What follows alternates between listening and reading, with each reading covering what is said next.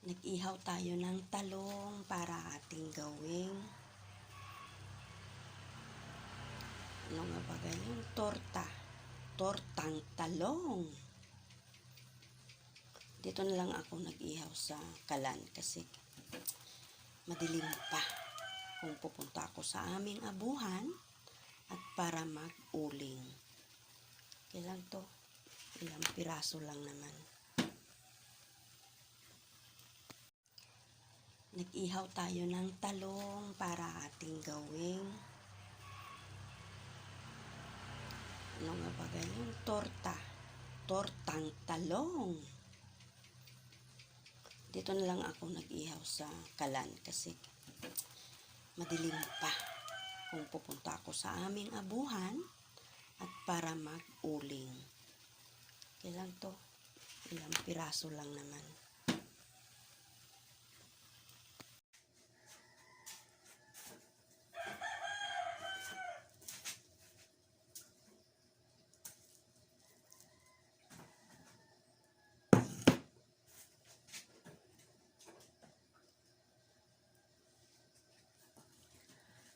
May saging tayo. Another saging na naman. Ang grasya. Good morning.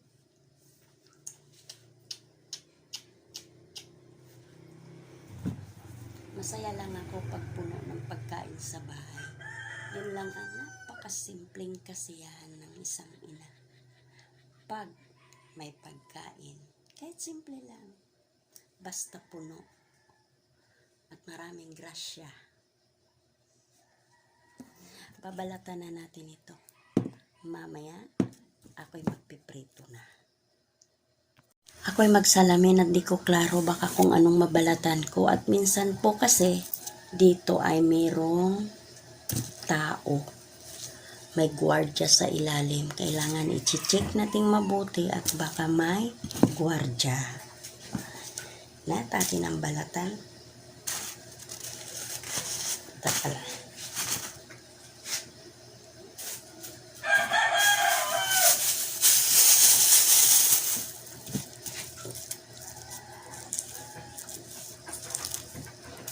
Ako init.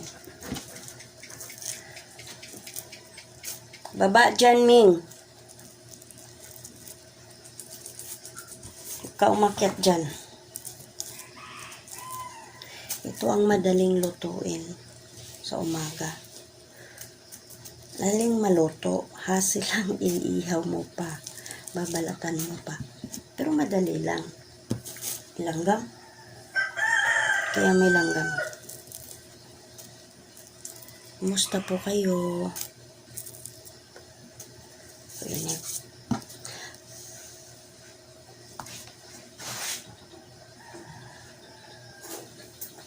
Dito na lang ako nag-ihaw kaysa abuhan sa labas. Madilim pa po sa amin.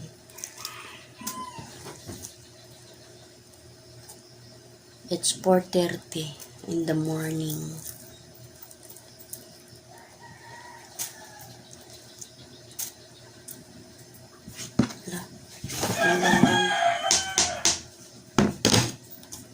Langgam kahit mainit.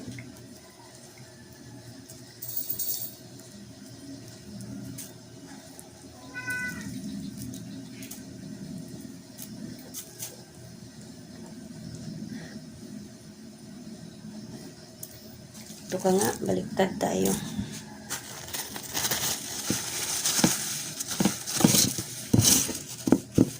May uling kasi. Baliktad ako, dapat pala dito ko nilagay. Parang may lumabas.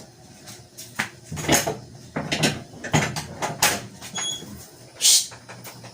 Naglalabas ah. Nalabas yung aking alaga sa kalsada. Yan na po. Check natin yan kung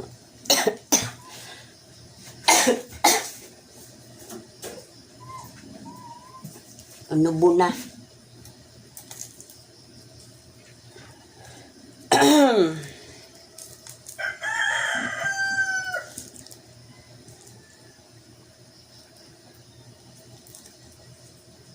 Init pa. At ayan na po ang ating harina na may kunting asin, panimpla.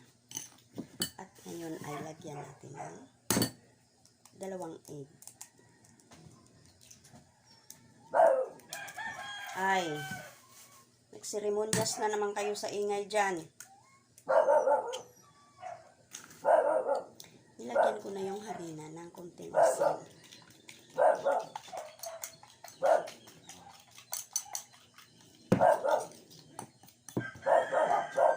Ang ingay na naman ng mga aso eh. Shhh! Saba mo, oy. Shhh! Ano iniingay niyo dyan?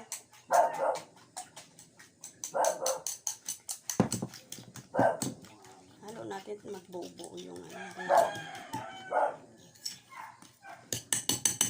At tapos, ating tingnan. Baka nga mayroong gwardiya sa ilalim. Check natin ano.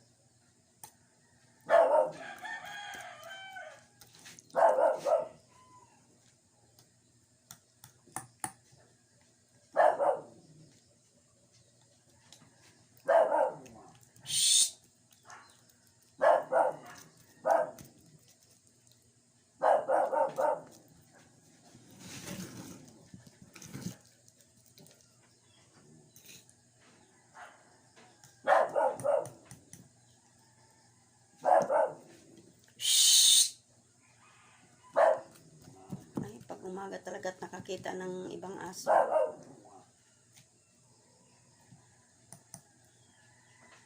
At magpainit tayo ng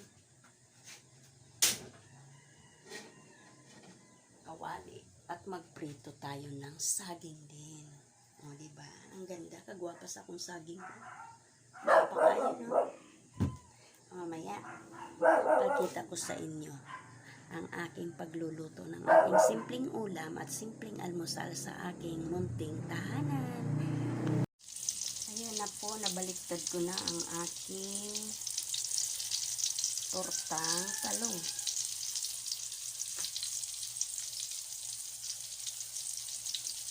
Masarap yan. Gagawa na naman ako ng simpleng ulam. Ang tortang talong. Tortang talong na very long.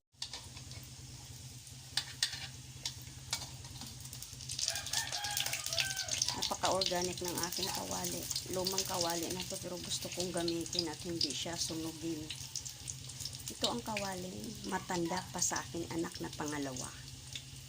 Itim lang yan siya pero wala siyang butas at makapal yan. No tubas sa aking kawaling maitim. Yan po ay napakamahal ko. Matanda pa yan sa pangalawa kong anak. Diba?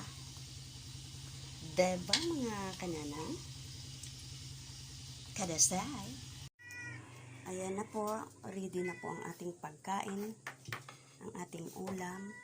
Ang ating tukwang ilalahok ko sa pag-aadobo ng sitaw. At ayan na po ang ating almusal ngayon. Mairaraos na naman natin ang simpleng pagkain sa pagkainan. Bye-bye sa inyong lahat and have a nice day. Kumustang lahat at mag-ingat. Babus!